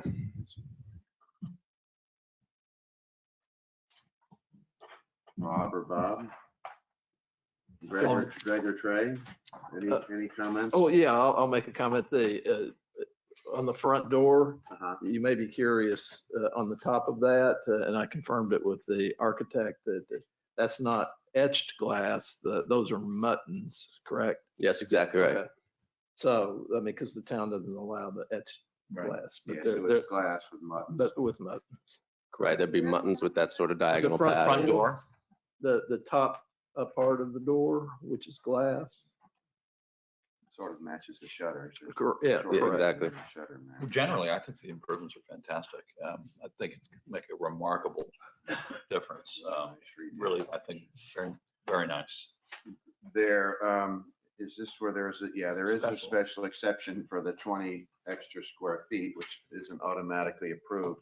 That isn't only for the overhang at the front door. Correct. So yes, the door correct. is going to stay in the same spot. You're going to build Exactly 4 by 5 foot kind of overhang. Yeah, they recessed the front door, and that front element is just flat applied stucco, so it just feels very flat. And to bring it out towards the road and to make it sort of bump out from that front wall, I think will definitely add some good architectural interest. And So it's that nice, like roof area that is the essentially is what we're talking about, right? Right, exactly. Above the door. Yeah. Yes, exactly. Protection from rain. I mean, right. Yeah. There's actually an existing special exception for an unenclosed covering that was not fully utilized on the initial when the house was built. Yeah. But that's a different. That's a whole different, because I see they only allowed 7,600 rounded, but you got 7,800 in the project before you add the 20. That was But that was when it was approved, so that was right. grandfathered in. So we do have to approve the 20 square feet Yep. if we choose. you took the caps off the chimneys and you're gonna architecturally change the top of the chimneys, but we're not gonna have that pointed top. Exactly. Yeah, we had the pointed top originally to sort of cap that visually, and we're just going to do a stucco band, run stucco cornice band instead now. You're not expanding the patio covered on the back. You're changing the columns, of course, but you're not bringing that overhang out. Nope. Now the roof and the roof overhang and the beam line, everything's going to stay the same. We're just filling it in a little bit. The pool and pool deck is just upgrading what's already there. You're not adding or anything. No, correct. Yes. You can look at the existing site plan number 4. You can kind of see how there are these half round semicircular projections, and we're cutting those off and just making it more rectilinear.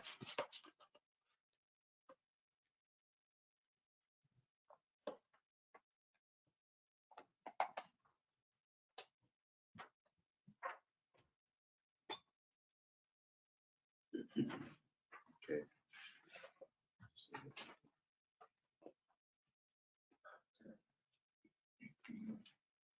All right. I'm kind of fumbling with this special exception, but it seems small to me. Well, yeah, I agree. It is an exception, but it's just really providing an overhang at the front door. I don't see that it's Not living space. it's not living space, and it's So I think I'm ready to make a motion. okay. I'd like to make a motion to recommend approval of a special exception to allow the addition of 20 square feet of covered entry that exceeds the maximum permitted FAR. I'll second. Moved and seconded. Rita, please. Mr. Doherty? Yes. Mrs. Smith? Yes. Mr. Canfield? Yes. Chairman Smith? Yes. I'd like to make a motion to recommend approval of a level 3 architectural site plan to permit the renovation of the exterior of an existing 2-story house, including replacing the doors, the windows, the roof, a new covered entry feature, other cosmetic improvements, landscape renovations, and renovations to the existing pool with the following condition. 1, any minor modifications to the approved landscaping shall be submitted to the town manager for review and approval, and any major modifications shall be brought back to the ARPB for review and approval prior to the commencement of landscaping. I'll second. Moved and seconded. Rita, please. Mr. Doherty? Yes. Mrs. Smith? Yes. Mr. Canfield? Yes. Chairman Smith? Yes. Thank you. Well, thank you very much. Nice. You gonna Appreciate it. start this summer, you think? Hopefully as soon as we can. I'm wondering about you getting all that glass. You got a lot of glass on. Yeah. Yeah. Speaking from some experience. Who was the architect 20 years ago? Yeah, I mean, really, it's a lot of glass. Yep. Okay.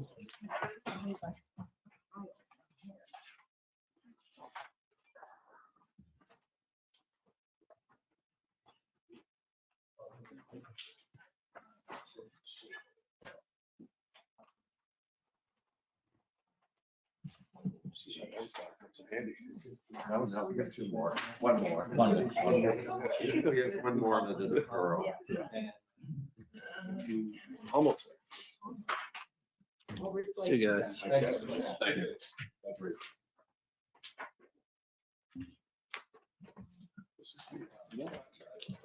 Just 1 second. Sure.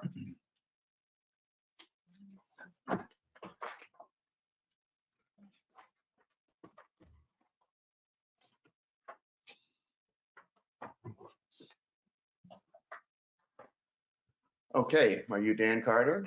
This is Dan. Hi, Carter. Dan. How are you? I'm Ryan Howard, property owner at 578 Palm Way.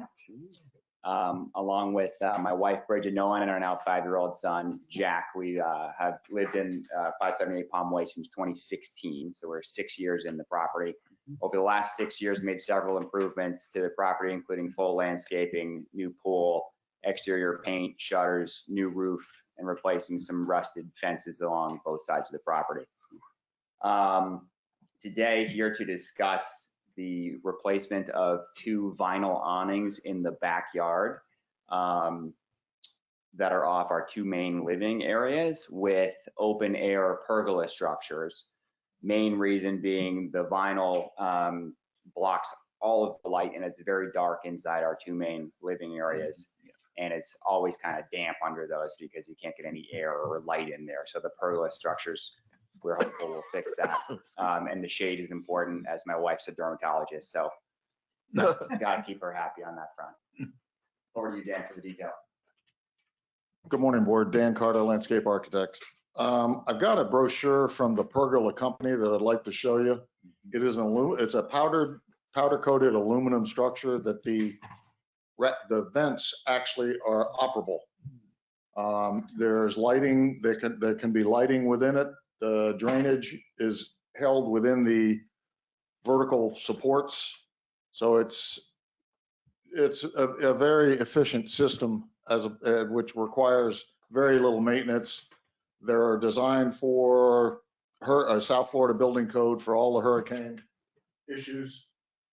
If you want to pass that around, those are some of the options that this structure does offer. The 14 by 18 pergola structure will be replacing the awning in this area.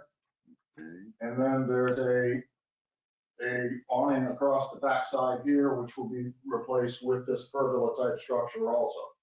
So it's going to be two different, there'll be a join, but one's a big square and the other one's rectangle. Yeah, there'll be about a 2-foot separation between the two. And yes, one's a long rectangle and the other is a 14 by 18 rectangle. They're separated now as well. Yeah, they're separated now as well. Point that out again. I was looking at the brochure. Yeah. Okay. The 14 by 18 will be in this area.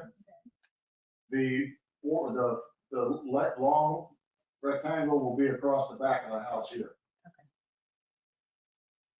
So these electronically open and close. So, electronically and or manually. oh, you can crank them if need be. Yep. Right, they just. Okay. Yeah, actually, and- yeah, Bob, it deflects. Yep. And it's covering the same amount of area that's covered right now? Yes. We are adding a deck, an additional deck well, actually, excuse me, no, we're increasing the size of the covered area, but we're still within the FAR. But we are adding deck here, across here. We're still within the square footage allowed. And the deck will be replaced with right now we're speccing a 18 by 36 or 12 by 24 porcelain stone. That could be changed to something else within that same module though. Is that something you would need to know before we approve? I think it's probably covered under Well, landscaping. yeah, I mean, but they'll need to bring the product in. Yeah. Yeah, we'll bring a sample in once that's finalized. Correct. So now, there's currently a stone deck all the way on the south. So south of the new pergola will be open air deck. Is that right? South of, yes. I think I'm south. Yeah, south. Okay. Yep. And the pool, you're not changing. The pool's there. You're just changing the Pool's already been remodeled. We're going to leave the coping and take out the rest of the deck around that and so that we can get new material all the way consistent through. So the rear setback special exception is going to 10 feet because of how far you're extending this new product versus what the other thing was. No. No? The special exception that they're requesting is allowed because of the size of this lot. Right, It's less smaller than than 13,000 square feet. Okay. And so this structure goes out to 10 feet from the rear property line. Which is the same setback as the pool. Correct. I mean, it lines We're up. not extending past the previous. the west special- edge of the pool. So yeah, Yeah. the west edge of the pergola will be in line with the west edge of the Correct. pool. It- Okay. It's a straight That's line. the 10 feet. So, okay, yeah, I mean, it sounds like It's a well. Yeah, of course it is, yeah. I mean, we just did one a month ago, the same type of thing. But it's already been approved, the pool's already there. I'm just wondering why we're having to ask for another special exception. I mean. So the pool's already there, Yeah. but now the covered area is also going to be extended Gotcha. to. Yeah, 10 with the feet. campus awnings to. To this thing. Okay, permanent. This I is got it. I'm just trying to figure out the whole. Yeah, Very permanent. I think it's, yeah. Hope for a long time, right? Yeah. They have a guarantee on those things at all? You know? I hope so. Yeah, Yeah. it's fairly extensive. Yeah. And Mrs. Smith, I mean, they'll need to bring that product in so we can look at it. We'll talk about how it's installed and that sort of thing. There'll be cut sheets and all of Correct. that Correct. provided. When you say the water drains, They somehow, well, I know how they do it, but the downspout is enclosed within the vertical columns. So you don't see it. Interesting. and that just goes out. It'll go out into the yard area through a perforated drain pipe. We're good. Yeah, when it's open, it won't gather that much water, but when it's closed, it'll. When it's gather. closed, it'll be tight. How big are the posts? 6 by. Oh, they're 6 by 6, huh? Okay. So do they have footers? Yeah. Yeah, oh, big yeah. Footers, yeah. Yeah, all of that, I wanted to get at least this approval before we went to engineering and all the detail Sure. work for this. But yeah, they'll That's require, what we're gonna have to have soil that's borings to fine. find out what we need, Right, everything. right, And I don't know what's underneath that pool deck or what's underneath the right. existing deck. Due to the winds, obviously, the engineering, you got to. Yeah, hurricane code. Yeah, it looks like a big 3-foot deep footer, a big Yeah. footer. Right. Are there any other questions? Oh, did we ask about that color? Did you tell us, have you chosen a color for it? Certainly the aluminum side will be white. White powder. White. Slats can be a different color. That's up to my wife. I would guess white. Me too. Unless you want to find Okay. another place to live. All right, I'm ready to make a motion to approve a special exception to permit the rear setback of 10 feet as provided in section 70-75E. I'll second. Moved and seconded, Rita? Mr. Doherty? Yes. Mrs. Smith? Yes. Mr. Canfield? Yes. Chairman Smith? Yes. I'd like to make a motion to approve a level 3 architectural site plan to permit the renovation of the pool terrace and upgrade existing landscaping and materials with the following conditions. 1, any minor modifications to be approved, landscaping shall be submitted to the town manager for review and approval, and any major modifications shall be brought back to the ARPB for review and approval prior to commencement of landscaping. I'll second. Moved and seconded, Rita? Mr. Doherty? Yes. Mrs. Smith? Yes. Mr. Canfield? Yes. Chairman Smith? Yes. Looks really nice. You've done a lot of work on that house. That's the final you, board. thing? Finally on the outside, we're almost on the inside. Right. You're never really quite done. No. It needed a lot of love. Yeah, Well, it really looks great. that's fabulous. Now, we have one more item that was on the agenda that we need to at least take action on because they're not going to make a presentation today. So we could use a motion to defer is what we need, Trey. You did make a motion on this one. No, we're now going to the next one. No, we're talking about the Idelson house. Did you approve the level 3? I just Yeah. remember the one motion to approve the special. Yeah, we did I both. did. I did both. Okay. Sorry, we did both. Okay, yeah, so on this last item, as you recall, the applicant at the last meeting requested to defer the item to today. In the meantime, they changed architects and they actually have asked to defer this to another meeting. And we'll definitely work with the applicant between now and then to see if they believe they're ready to go by, to make sure that they're ready to go by the next meeting. So maybe the motion should be to defer until such time as they bring it before us instead of just 30 days. Should we just defer to the next meeting? It or- needs to be a time Yeah, certain. okay. The notice, we need to be clear with when it's We'll actually going to make be a heard. motion to Defer to, I'd like to make a motion to defer application 22-1 to the next ARPB April meeting 28th. of April 28th. Second. Moved and seconded. Rita? Mr. Doherty? Yes. Mrs. Smith? Yes. Mr. Canfield? Yes. Chairman Smith? Yes. Okay, I don't know if there's any, I think that's all that we needed to cover today. Is there anything Correct. else by staff or members of the board? No? Okay, if not, we are adjourned. Thank you. Thank you. Good meeting. Yeah. So the polls are coming down. Is that the longest? Okay.